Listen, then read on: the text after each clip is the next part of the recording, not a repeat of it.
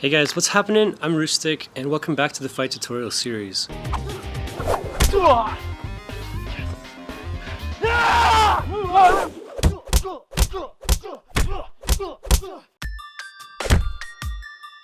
We're trained professionals, so take our advice at your own risk. We're showing you how to do action safely, but there's always the danger of getting hurt, so please be safe and use common sense. Also, hit subscribe if you want to see more videos like this.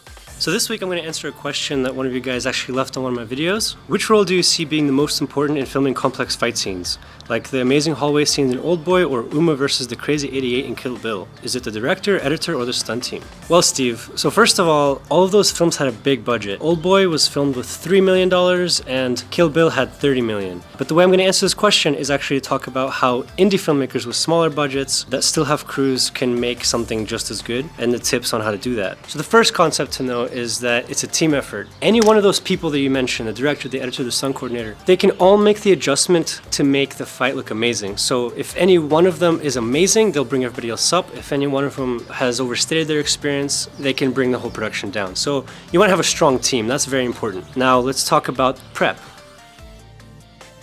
The director needs to have a clear vision of what he wants. I suggest writing out shot lists, talking to your stunt coordinator, making sure you figure out as much about it as you can in advance. That way you can do these elaborate things. As a director, I find that it's very important to have a clear vision of what I want in the actual edit, so then my fight scenes look as good as I want them to look. So do the prep work. Then the next step is the stunt coordinator and the stunt team need to be honest with their abilities and actually design the action to the script.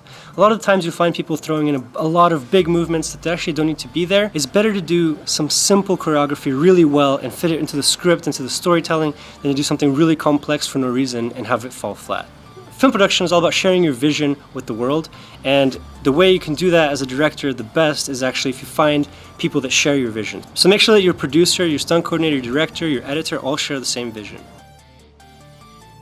When you're on set, make sure you devote enough time to film your action scenes. Make sure you tell that to your assistant director. One of the assistant director's jobs is to make sure that you're staying on schedule, and they'll be rushing through, but make sure that you communicate that the more time you can give to the action on the set, the less time you're going to have to spend in post on it. The next thing is make sure you treat your stunt performers with respect. I know that a lot of filmmakers see as actors as more important, and stunt people just come in and do their thing, but stunt team is really going to bring you up, so make sure you give enough time to it, make sure everybody's safe.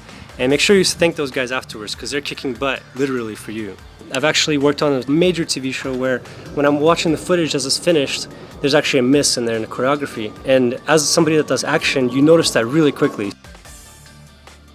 Now, when you're editing your fights and you want to make an amazing fight scene, you need to make sure that your director spends time with the editor to make sure that he gets the vision exactly as he wants. And the other thing that I always add to anybody I collaborate with, I suggest that they have their stunt coordinator come and check out what they think is the final cut with the action. So that's how I would answer your question, Steve.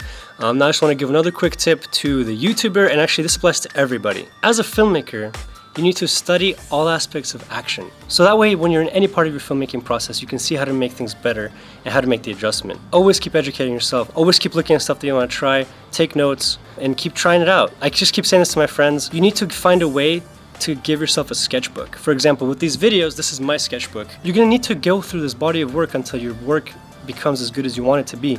So just get that over with as quickly as possible. Just start now. So as a filmmaker that wants to shoot cool fight scenes, just go out there and start shooting fight scenes. Just start working and start sketching out your ideas and trying them out. It's so simple. Just practice what you want to get good at, and you're gonna be awesome at it. Just put in that work. All right, well, those are all my tips for today, guys. Now get out there, shoot some stuff, stay safe, and have fun. And I'll talk to you guys later. Peace. If you guys have any questions that you want me to answer like this, please leave them in the comments below. And if you want to see more videos like this, hit subscribe and check out the whole series playlist that's on the screen right now.